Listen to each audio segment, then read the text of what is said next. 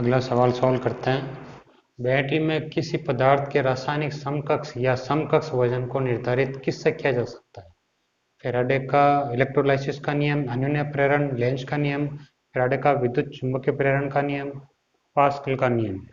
यानी कि विद्युत रासायनिक पदार्थ के रासायनिक जो समकक्ष या उसके वजन को अपन बैटरी के जो समकक्ष वजन को किस नियम से निर्धारित कर सकते हैं? ये नियम का पूछा है, कौन सा नियम है? तो वैसे नियम तो यही है, फैराडे का इलेक्ट्रोलाइसिस का नियम।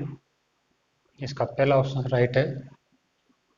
बैटरी में जो किसी पदार्थ के रासायनिक समकक्ष या समकक्ष वजन को निर्धारित अपन फैराडे के इलेक्ट्रोलाइसिस के नियम के अनुसार करते हैं। इलेक्ट्रोलाइसिस इसको अपन कहते हैं विद्युत अपघट्य, हिंदी में कहते हैं विद्युत अपघट्य, विद्युत अपघट्य का नियम, इंग्लिश में इलेक्ट्रोलाइसिस। फैराडे ने दो नियम दिए थे।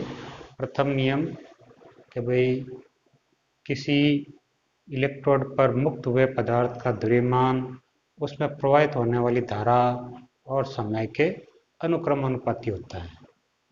तो इसमें m बराबर j dot i dot t, यानी m मास द्रव्यमान, z विद्युत रासायनिक तुल्यांक, i धारा, t समय। यानी फिलेन कह दो या इलेक्ट्रोलाइसिस कह दो, उसमें जो इलेक्ट्रोड होगा उसके इलेक्ट्रोड में मुक्त हुए पदार्थ का द्रव्यमान, प्रवाहित की जाने वाली धारा और उसके समय के अनुक्रमानुपाती होता है। यानी m जो है इज प्रोपोर्शनल आई टी, यानी बहने वाली धारा, यानी उस विलयन में बहने वाली धारा और समय के सीधे अनुपात में होगा। कौन?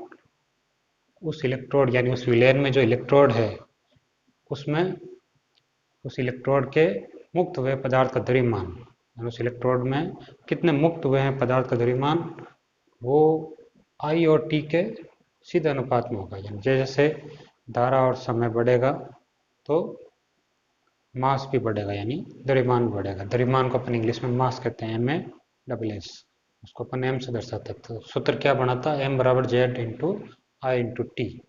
ये क्या था? फैराडे का प्रथम नियम। अब दूसरा नियम में क्या कह रहा है कि एक ही समय में उसी मान की धारा, यानी एक ही मान की धारा और एक ही समय में विभिन्न इलेक्ट्रोडों में से गुजारी जाए, प्रवाहित की जाए, तो मुक्त हुए पदार्थ का द्रव्यमान विद्युत रासायनिक तुल्यांक के अनुक्रमानुपाती होता है। यह कौन सा है? दूसरा नियम। यानी M1 is proportional W1, M2 is proportional W2, M3 is proportional W3, यानी M1 बटा W1, M2 बटा W2, M3 बटा W3। फैराडे ने इलेक्ट्रोलाइसिस यानी विद्युत अपघट्य के संबंध में दो नियम दिए। दो नियम, पहला नियम मैंने बता दिया। दूसरा नियम क्या था कि भाई एक ही मान की धारा एक ही समय में विभिन्न इलेक्ट्रोलाइटों में से या विद्युत अपघट्य में से प्रवाहित की जाए तो उस इलेक्ट्रोड पर मुक्त होने वाला जो द्रव्यमान होगा वो विद्युत रासायनिक तुल्यांक के अनुक्रमानुपाती हो।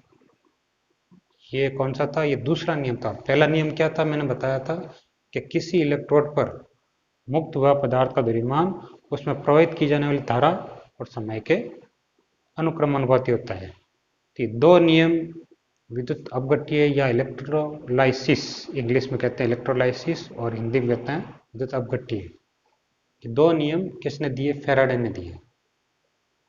बैटरी में जो इलेक्ट्रोलाइसिस होता है, विद्युत अपघट्य होता है, विद्युत विश्लेष्य कह दो, उसके रासायनिक समकक्ष को अपन इस नियम के द्वारा निर्धारित करते हैं।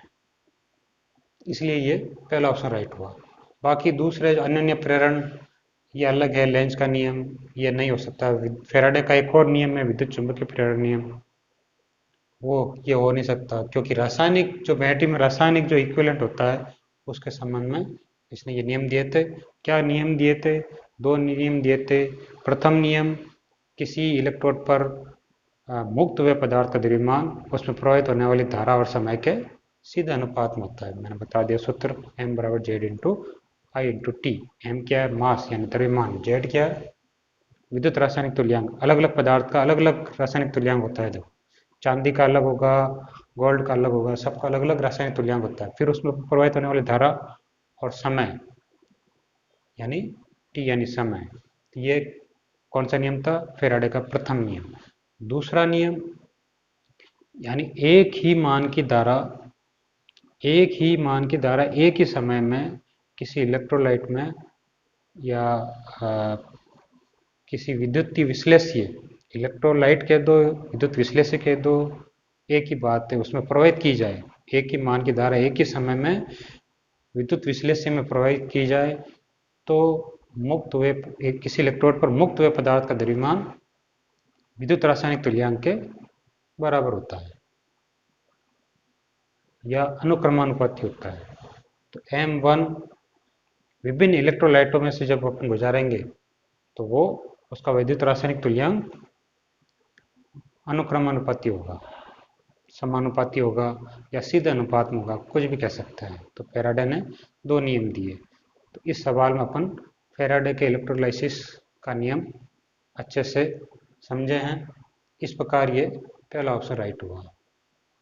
इस सवाल का स्क्रीनशॉट लेना हो तो ले लो।